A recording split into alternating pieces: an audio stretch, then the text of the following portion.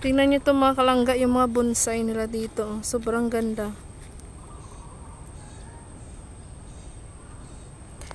Tapos ito yung nakakaibang bonsai mga langga. Tingnan nyo to. Kala nyo ano na siya oh. Parang dry na ba? Parang pwede na siyang igatong na kahoy. Pero tingnan nyo naman to oh. Isa pala siyang bonsai. Yan, akala mo ipanggatong na, pero bonsai siya. Tapos ito pa yung kabila niya. Oh. Yan, bonsai siya mga kalangga. Oh. Di ba ang ganda? So, nandito kami sa Riverside. Sa tabi ng ano ba yan? River. Tapos may house, ano na siya oh.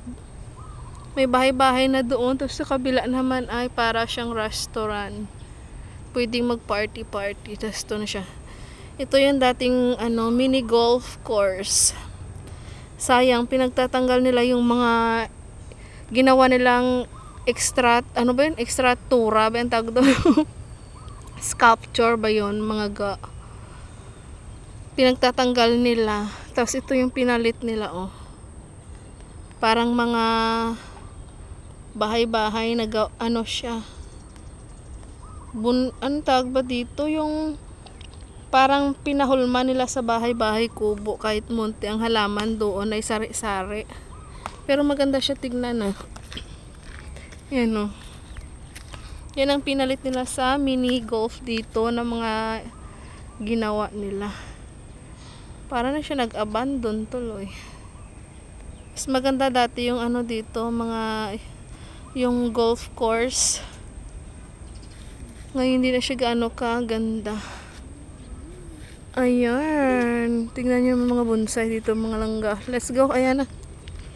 Ito malapit na siyang mawalan ng pag-asa.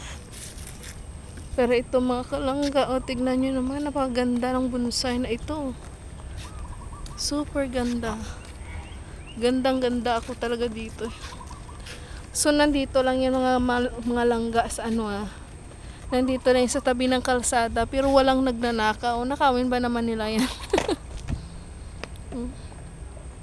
Kahit umulan, magtago ka dito, hindi ka kaagad-agad mababasa. Tingnan nyo naman, oh. Ganda. Go. Let's go straight. Tingnan nyo naman, oh. Sobrang ganda ng bonsai. Ito pa yung isa.